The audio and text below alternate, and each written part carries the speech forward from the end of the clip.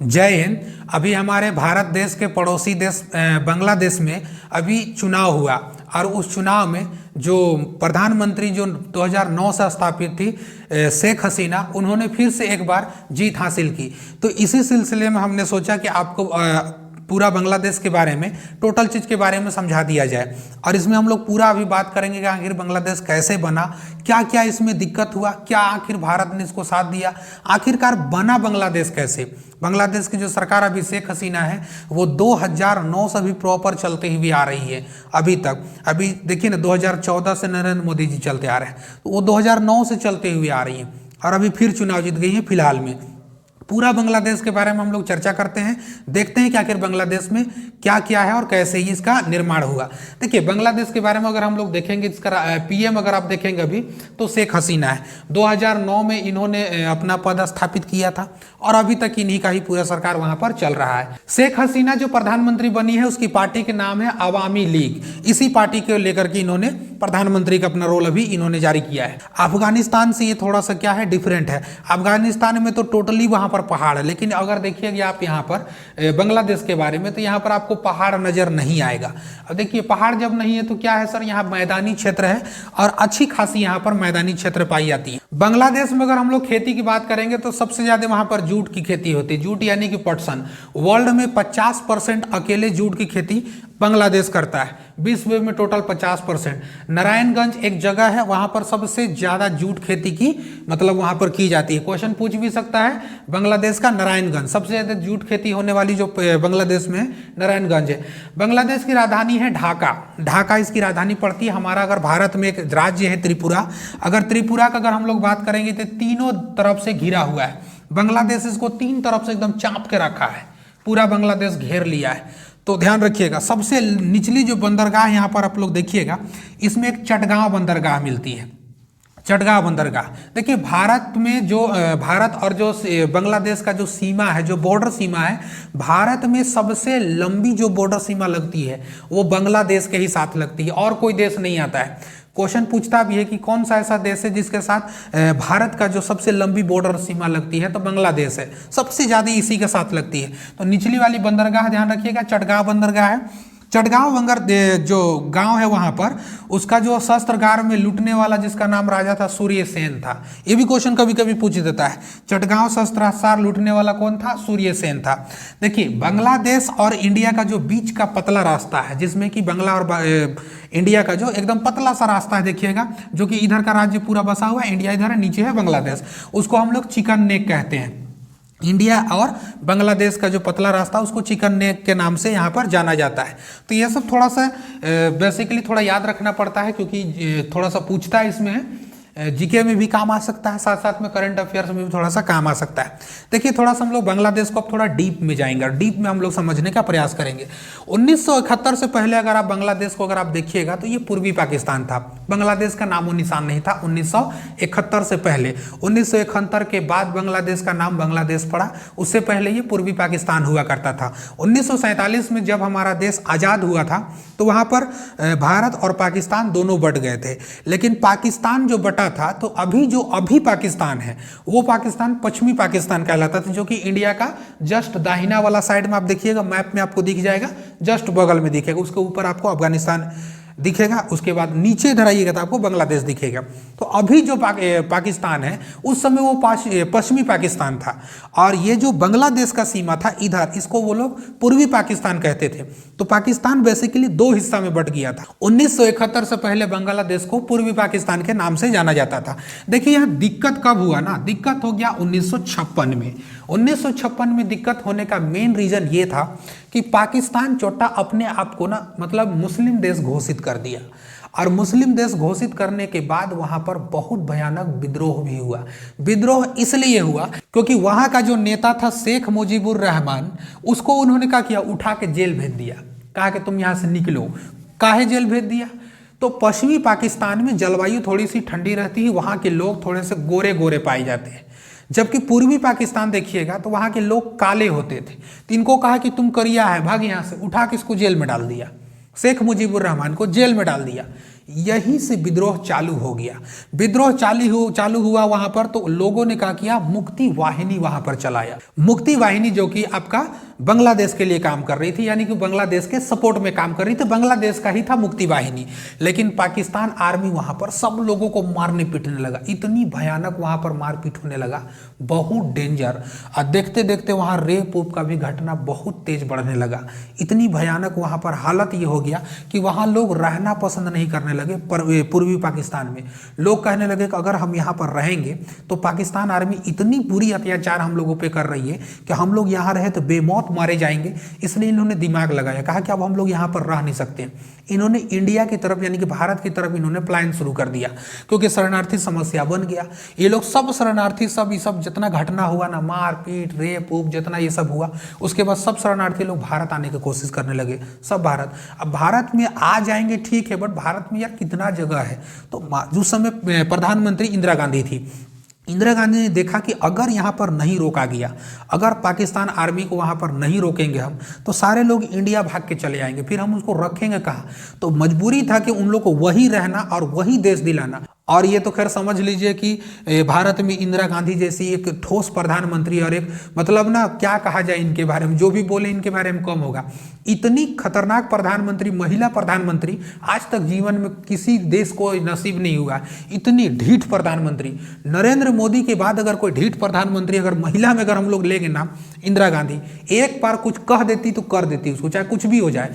बांग्लादेश वालों कहे आप लोग वहीं रहिए, आप लोग को वहां से निकलना नहीं है, हम उपाय करते हैं कि वहां पर करना क्या है। इंदिरा गांधी ने क्या किया, सेना प्रमुख वहां पर था मनिक शाह, इंडिया का सेना प्रमुख, उसको बुलाया, कहा कि आइए आप आइए, तो तनी लोग को बैंड बजाना है, आइए आप, अब देखते चलिए यहाँ से आप लोग। वहां पे क्या किया, इंडिया आर्मी घुस गया सब। इंडिया आर्मी वहां पर जाने के बाद ठंडी में हमला करवाया गया। ठंडी में 27 नवंबर को हमला किया इंडिया, 27 नवंबर को हवा बोल दिया। वहां पर जो था, जो शिप था आईएनएस विक्रांत, देखिए आईएनएस जो लगा हुआ है, इंडिया नेवल शिप या तो इंडियन नेवल शिप इसको कहते हैं। तो आईएनएस विक्रांत यानी कि इंडियन नेवल शिप जिसका नाम था विक्रांत, सबसे खतरनाक यही था, बहुत बड़ा रोल किया था ये आईएनएस विक्रांत। पाकिस्तान की तरफ से भी था पीएनएस गाजी, पाकिस्तान नेवल शिप सब में लगा हुआ रहेगा। अगर इंडिया का रहेगा तो इंडिया यानी कि आई, और पाकिस्तान का रहेगा तो पी। नेवल शिप इसमें भी है, नेवल शिप इसमें भी है। इंडिया का इंडियन नेवल शिप, पाकिस्तान का पीएनएस यानी कि पाकिस्तान नेवल शिप।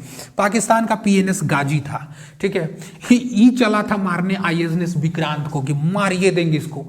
टुकुर टुकुर देख रहा था उधर से आईएनएस राजपूत, आओ तोरा बुधना कहीं का, इधरे कूद रहा है सब, मारो रे चौपट एकदम करो। आईएनएस राजपूत इसको मारा, दहा दिया एकदम, पूरा खत्म कर दिया सब। लेकिन आगे चलते चलते देखा गया कि वहां पर पाकिस्तान में क्या किया सब, भारत का एक जगह है लोंगे वाला, उसमें हमला कर दिया। अब भारत का जो आर्मी था वो तो दोनों तरफ बट गया भाई, एक तरफ बचाना है उधर बांग्लादेश को भी, इधर अपना भारत में भी हमला हो गया। छोटा कहीं का करे तो करे, क्या करे, तो दिमाग लगाए, कहा कि ठीक है सर। इत्तेफाक ये हुआ कि पाकिस्तान का किया ना, पाकिस्तान सोचा कि इंडिया को रोकना है, इंडिया का भाई अभी सेना तो अब बांग्लादेश की तरफ भी है, और हम लोग एक दिमाग लगाते हैं। इन लोगों ने क्या किया, लोंगेवाला में हमला कर दिया, भारत का लोंगेवाला में हमला कर दिया। 6000 सेना के साथ ही घुस गया, टैंक उंक सब लेके घुस गया। भारत का कहा कि भाई साहब ये तो बहुत बड़ा गेम खेल रहा है सब, कैसे होगा कहानी, अब बताते हैं। उस समय भारत की सेना को मेजर चांदपुरी लीड कर रहे थे। अब मेजर चांदपुरी को यह आदेश दिया गया था कि आप पीछे हट जाइए, पीछे हटने के लिए कहा गया था, लेकिन कहे मेजर चांदपुरी कहे कि पीछे हटेंगे, इन गधों को आने दो, इन बकलोल सबको, सब बुधना लोग को आओ तोरा यहाँ बताते हैं, तुरंत सब सिखा देंगे आखिर किसको कहते हैं मेजर चांदपुरी। कहा कि आप हट जाइए भाई, ऐसा बात मत कीजिए। कहते अरे नहीं यार, कौन काम का सीख होंगे, 1.25 लाख नु एक लड़ावा, ऐसे ही हो जाता है सब, मारो धर के एकदम पूरा। और इत्तेफाक देखिए ना, 20 गो सैनिक था इंडिया वाला सब, 20 गो सैनिक, उसमें 6-6 हजार सैनिक जो पाकिस्तान का, उसको कचर के धोया एकदम। इतनी भयानक मार मारा उन लोग को, सब एकदम सब उन लोग को पता नहीं क्या क्या याद आने लगा होगा, समझ में ना। पाकिस्तान का 93,000 सैनिकों को क्या किया गया, सरेंडर करवा दिया गया। आते आते ये देखा गया कि टुकुर टुकुर देख रहा अमेरिका देख रहा था कि क्या हुआ रे, काहे लड़ाई झगड़ा कर रहा है। अमेरिका पाकिस्तान का समर्थन में कूद गया। अमेरिका कहा कि टेंशन मत लो, हम है ना, पाकिस्तान के टेंशन नहीं लेने के लिए बोल रहा अमेरिका। 7वां बेड़ा भेज दिया। तो हम लोग भी तो शीत युद्ध में रूस का साथ दिए थे, तो क्या रूस नहीं देखेगा? रूस भी कह रहा है कि रुक भारत चिंता मत कर, हम भी आ रहे हैं, ठीक है। 40वां बेड़ा लेके चला या सब, ठीक है। बहुत बड़ा बड़ा जहाज का होता है सब, एकदम पूरा एकदम भर दिया एकदम पानी समुद्र में, लो हम भी लेकर आ रहे हैं। तुम 7वां लेकर आएगा, हम 40वां बेड़ा लेकर आते हैं। भयानक एकदम कर दिया सब। देखा कि दिमाग खराब हो गया। अमेरिका भी सोचा कि दूर तरीका हम जाएंगे तो बहुत ही भयानक लड़ाई झगड़ा हो जाएगा, सब लौट गया। उसके बाद जो हुआ, INS विक्रांत ने क्या किया, फिर चालू कर दिया अपना ट्रेलर, मार धो धो के सब एकदम पूरा खत्म कर दिया। और ध्यान रखिएगा 1971 में पूरी तरह से यहाँ पर आज़ाद करा दिया बांग्लादेश को। भारत ने पूरी तरीका से, भारत का यहाँ सेना ठोक रही थी और यहाँ उन लोगों का मुक्ति वाहिनी, दोनों मिल करके ठोक ठोकाई, इतना ठोक दिए सब, बुधना बुधनी लोग सब गायब हो गया, सब वहाँ पे भगा दिया सबको। बांग्लादेश को काला काला वो लोग कहता था कि तुम लोग यहाँ पर काले काले हो सब, तुम लोग भागो यहाँ से निकल के, तुम लोग को सारा यहाँ रहना ही नहीं है। अब बताइए लोग कहाँ जाते सब, पूरा धोया एकदम बहुत भयानक। 1971 में इन लोग को स्वतंत्रता मिला, यानी कि 1971 में आज़ादी मिला। लेकिन आज़ादी तो मिल गया, लेकिन भाई साहब पाकिस्तान का कहना था कि अभी ये आज़ाद नहीं हुआ है। भारत ने कहा बुधवा कहीं क्या जल्दी आज़ाद करके घोषणा करने तो मार के तोरा फिर अभी ना सब लुंगी धोती गीला कर देंगे। कहा कि हाँ माई बाप आज़ाद करना पड़ेगा। ही बकलोल का दिमाग आया। 1972 में कहा कि ठीक हम इसको स्वतंत्रता घोषित करते हैं। तो पाकिस्तान ने कहा कि 1972 में कि हम बांग्लादेश, पूर्वी पाकिस्तान को हम आज़ादी घोषित करते हैं और इसको बांग्लादेश का नाम देते हैं। मान्यता मान लिया। अब मानने के बाद वहाँ पर कहा गया शेख मुजीबुर रहमान को रिहा कर दिया गया। कहा गया शेख मुजीबुर रहमान को भी रिहा करो, रिहा कर दिया। लेकिन इन लोगों के द्वारा, पता है ना, IS के द्वारा बाद में से मार दिया गया शेख मुजीबुर रहमान को। IS ने क्या किया, उसको मार दिया। उसी की बेटी इंग्लैंड में पढ़ रही थी उस समय। इनके परिवारों को, सारे परिवारों को मार दिया गया उस समय, पूरे परिवार को मार दिया गया। लेकिन एक इनकी लड़की, शेख मुजीबुर रहमान की लड़की पढ़ रही थी कहाँ, इंग्लैंड में। इंग्लैंड में पढ़ रही थी, केवल वही भर बची, वही आई और उसी का नाम है शेख हसीना। आज जो हम लोग चर्चा कर रहे थे उसी के विषय में था। शेख हसीना केवल बची थी और वही आने के बाद पूरा पद संभाली और अपने आप को पूरा संभालने के बाद पूरा दृढ़ता से लड़ते लड़ते आई। भारत का भी अच्छा रिलेशन है। शेख हसीना वहाँ का प्रधानमंत्री बनी। 2009 में ये बनी। अभी तक फिर से ये जीत गई है चुनाव। उम्मीद रहता है कि भारत के साथ इनका अच्छा रिलेशन है और भी अच्छा रिलेशन होगा हम लोग का, ताकि दोनों देश मिल करके, देखिए पड़ोसी देश से कभी भी ज़्यादा टेंसा नहीं होना चाहिए, क्योंकि कहावत भी ना, आप अपना दोस्त बदल सकते हैं लेकिन आप अपना पड़ोसी नहीं बदल सकते हैं। अपने पड़ोसी को आप अच्छा बना करके रखिए। शेख हसीना भी चुनाव जीत करके फिर से प्रधानमंत्री बन गई है। अब देखते हैं कि इसके आगे और क्या नतीजा आता है। तो आप लोगों को ये सारा चीज़ हमको बताना था। बहुत अच्छा लगता है आप लोगों के साथ हम आते हैं, आप लोगों से मुलाकात करते हैं। यूँ ही आप लोग को अच्छे अच्छे टॉपिक पर हम वीडियो बनाते रहेंगे, आप लोग से मिलते रहेंगे।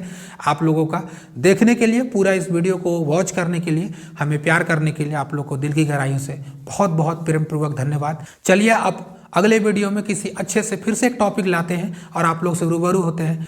मिलेंगे नेक्स्ट क्लास में। जय हिंद।